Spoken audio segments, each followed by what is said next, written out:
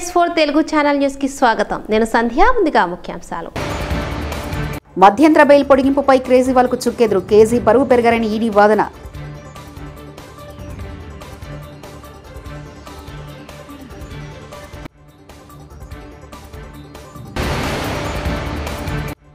Vivekananda rock memorial వద్ద తిరువళ్లూరుకు నివాళులర్పించిన ప్రధాని మోదీ తన ఏకాంతవాసును ముగించారు.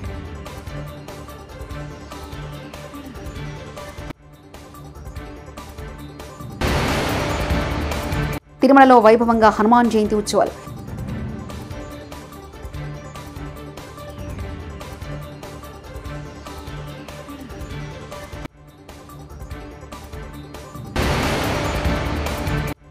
విదేశీ పర్యటన ముగించుకొని కుటుంబ సమేతంగా సీఎం వైఎస్ జగన్ ఇవాళ విజయవాడ చేరుకున్నారు.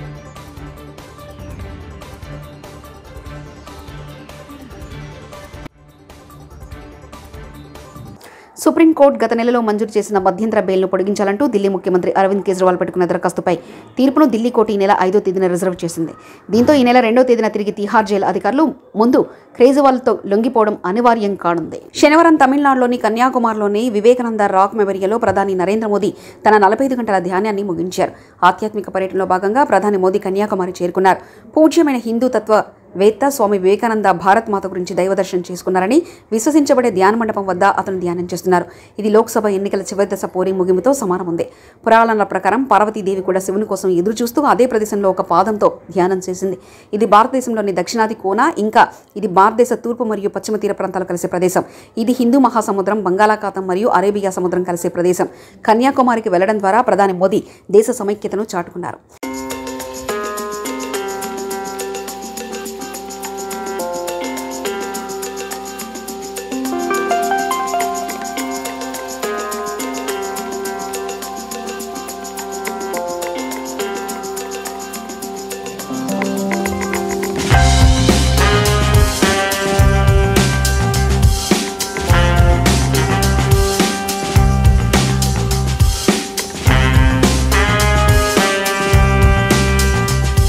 తిరుమలలో హనుమాన్ జయంతి ఉత్సవాలు తిరుమల తిరుపతి దేవస్థానం వైభవంగా నిర్వహించింది.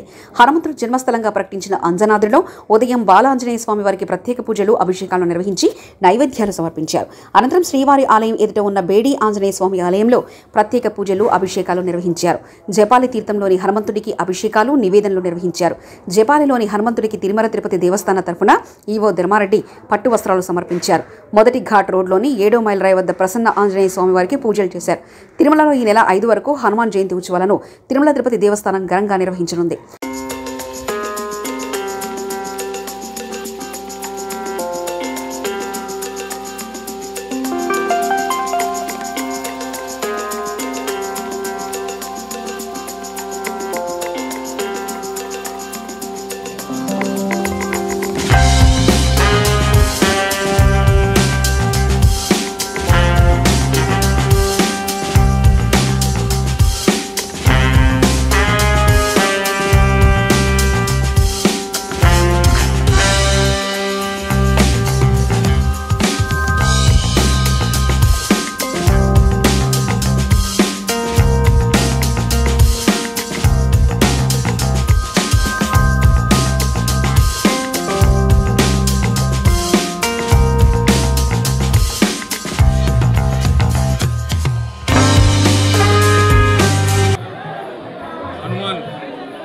జన్మదిన సందర్భంగా మొదట ఆకాశగంగా తీర్థంలో హనుమంతుని యొక్క అమ్మ అయినటువంటి అంజనీదేవి తపస్సు ఫలితంగా హనుమంతుని జన్మ ఆకాశగంగలో తిరుమలలో ఉద్భవించింది అని అందరికీ తెలిసిన విషయమే. అక్కడ బాలాంజనేయ స్వామి వారికి, అంజనీదేవికి ఈరోజు పొద్దునే 8 గంటలకు అభిషేకం చేయడం జరిగింది. అభిషేకానంతరం అర్చన కూడా జరుగుతుంది. తర్వాత చాపాలి తీర్థంలో త్రేతాయుగంలో చాపాలి మహర్షి అయోధ్య నుంచి తపస్సు చేసుకోవడానికి తిరుమల కొండకు వచ్చి తపస్సు చేస్తూ ఈ చాపాలి తీర్థంలో హనుమంతుల వారు ప్రత్యక్షమై, ఆ హనుమంతుల వారి ప్రత్యక్షమైన సందర్భంగా హనుమంతుల వారి ప్రత్యక్షాన్ని పురస్కరించుకొని జాపాలి మహర్షి ఇక్కడ హనుమంతుని విగ్రహాన్ని ప్రతిష్ఠించారు.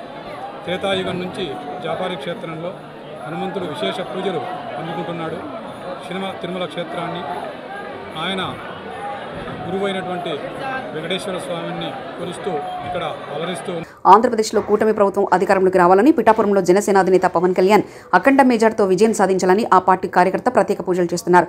జనసేన కార్యకర్త ఈశ్వర్ తిరుమల జపాలి తీర్థానికి పొర్లు దండాలతో వెళ్లి మొక్కులు చెల్లించుకున్నారు. హనుమాన్ జయంతి సందర్భంగా ఆకాశగంగా జలాశయం మెట్ల నుంచి జుబాలి తీర్థానికి పొర్లు దండాలతో వెళ్లి స్వామివారిని దర్శించుకున్నారు.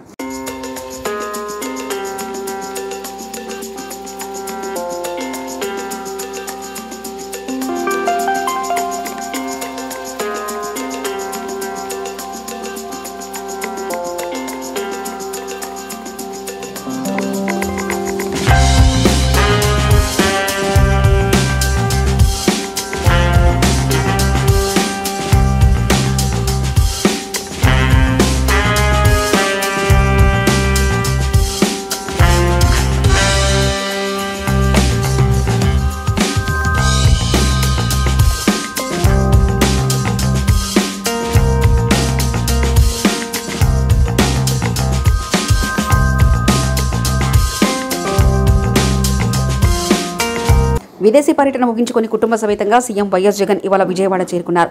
ఈ సందర్భంగా గన్నవరం విమానాశ్రయంలో సీఎం వైఎస్ జగన్ కు పలువురు మంత్రులు, ఎమ్మెల్యేలు, ఎమ్మెల్సీలు, పార్టీ నాయకులు, శ్రేణులు ఘన స్వాగతం పలికారు.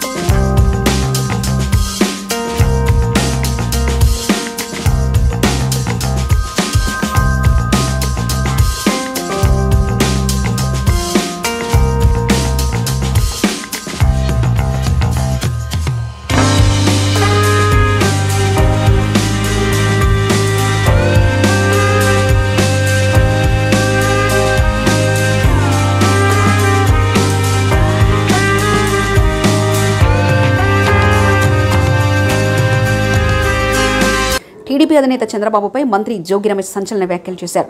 ఏపీ ప్రజల నుంచి దోచుకున్న డబ్బును విదేశాల్లో దాచిపెట్టడానికి చంద్రబాబు విదేశాలకు వెళ్లారని తెలిపారు. చంద్రబాబు పర్యటనకు అసలు కారణాలు టీడీపీ నేతలు చెప్పడం లేదని మండిపడ్డారు. గతంలో విదేశాలకు వెళ్తే ఫోటోలు దిగే చంద్రబాబు ఈసారి అలా చేయలేదంటూ అసహనం వ్యక్తం చేశారు, అనుమానం వ్యక్తం చేశారు.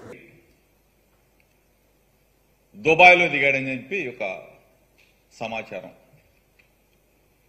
దుబాయ్ నుంచి 10 రోజుల పాటు అసలు ఏ దేశానికి వెళ్ళాడు, ఎక్కడికి వెళ్ళాడు?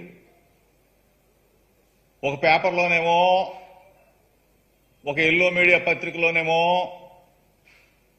వైద్య పరీక్షల కోసం చంద్రబాబు నాయుడు విదేశాలకు వెళ్ళాడు.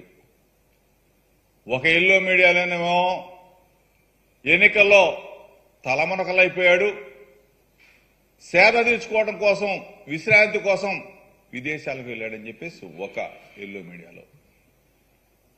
తీరా చూస్తే ఆ పేపర్లో అన్నా రాస్తారేమో చంద్రబాబు నాయుడు ఫలానా దేశంలో విశ్రాంతి తీసుకోవడానికి పోయాడు, ఫలానా దేశంలో ఉన్నాడు, ఫలానా దేశంలో వైద్య పరీక్షలు చేసుకున్నాడు, లేదా ఫలానా దేశంలో విశ్రాంతి తీసుకున్నాడని చెప్పి చేస్తే అది లేదు.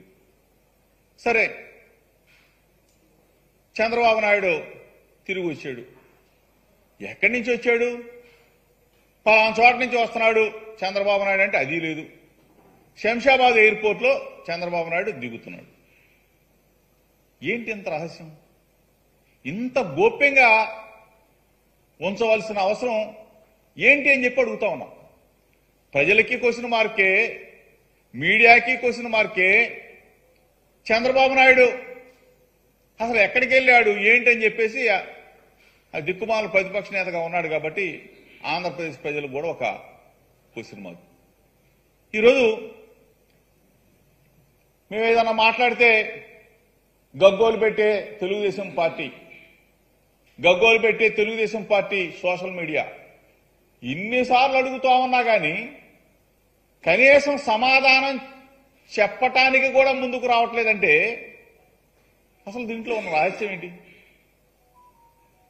చంద్రబాబు నాయుడు ఏ దేశానికి పోయాడో తెలీదు, ఎక్కడున్నాడో తెలీదు, విశ్రాంతి కోసం వెళ్ళాడో తెలీదు, వైద్య పరీక్షల కోసం వెళ్ళాడో తెలీదు, పెట్టుబడుల్ని ఆకర్షించటం కోసం వెళ్ళాడో తెలీదు, పెట్టుబడులు ఆకర్షితుడై పెట్టుబడులు పెట్టడం కోసం వెళ్ళాడో తెలియదు. నల్లధనం మొత్తం కూడా తీసుకెళ్లి ఎక్కడన్నా ఏ దేశంలో పెట్టాడో అది తెలియదు. దోచుకున్న డబ్బంతా తీసుకెళ్లి ఏ దేశంలో ఉన్న దాచాడో అది తెలియదు. ఈ పరిస్థితుల్లో హైదరాబాద్ నుంచి బయలుదేరాడు. శంషాబాద్లో సంగారెడ్డి జిల్లా ఆందోళన పట్టణంలో శ్రీ భూనీలా సమేత రంగనాథస్వామి దేవాలయం వార్షిక బ్రహ్మోత్సవాలు కన్నుల పండుగగా జరిగాయి. శుక్రవారం అంగరంగ వైభవంగా రథోత్సవ కార్యక్రమాన్ని నిర్వహించారు. రథోత్సవంలో బ్రహ్మోత్సవాలు పూర్తయ్యాయి. ఈ సందర్భంగా ఆలయం వద్ద నూతన రథాన్ని అందంగా అలంకరించి వేద పండితులు పూజలు నిర్వహించారు. 10,000 కోట్ల విద్యుత్ భారాన్ని జనం నెత్తివేసే కుట్ర టీడీపీ రాష్ట్ర వాణిజ్య విభాగం అధ్యక్షులు డుండి రాకేష్ మీడియా సమావేశం.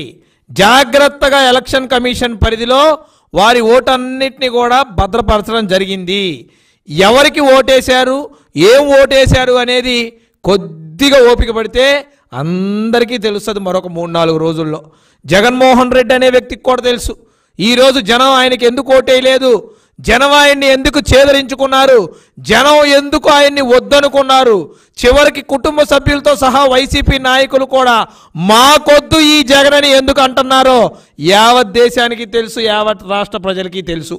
మరి అదేవిధంగా చూసినట్టయితే ఈ 4.5 సంవత్సరాల్లో వ్యాపారస్తుల్ని అనేక రకాలుగా పీల్చిపిప్పి చేయటమే కాకుండా ఈ వెళ్ళిపోతున్న ప్రభుత్వం పోతూ కూడా మళ్ళీ కరెంటు విద్యుత్ ఛార్జీలు పెంచి జనం మీద భారం మోపటానికి, వ్యాపారస్తులు నడ్డి విరచడానికి సిద్ధమైపోయింది.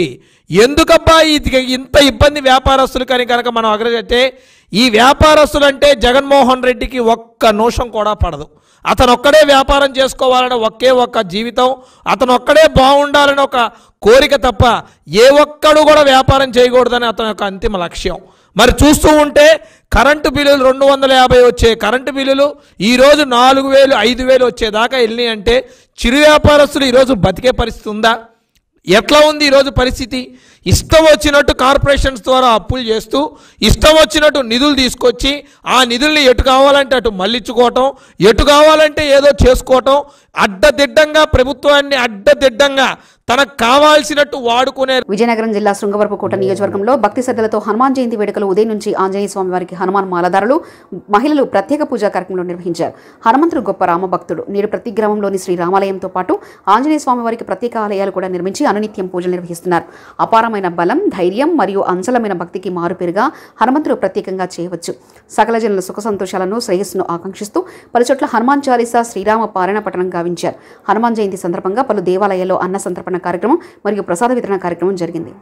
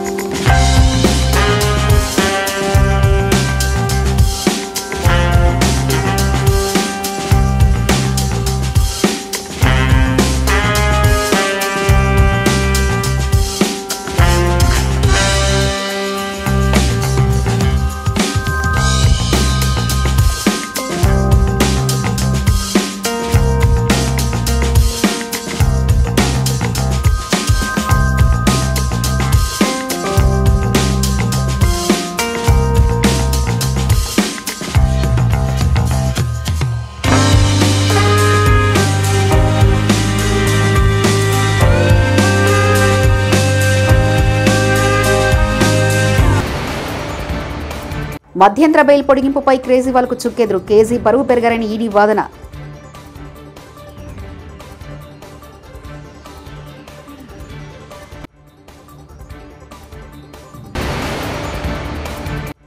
వివేకానంద రాక్ మెమోరియల్ వద్ద తిరువళ్లూరుకు నివాళులర్పించిన ప్రధాని మోదీ తన ఏకాంత వాసును ముగించారు.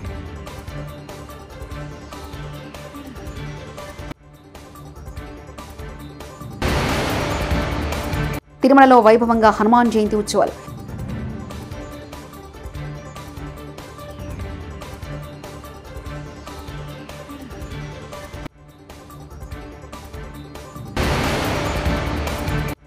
విదేశీ పర్యటన ముగించుకొని కుటుంబ సమేతంగా సీఎం వైఎస్ జగన్ ఇవాళ విజయవాడ చేరుకున్నారు.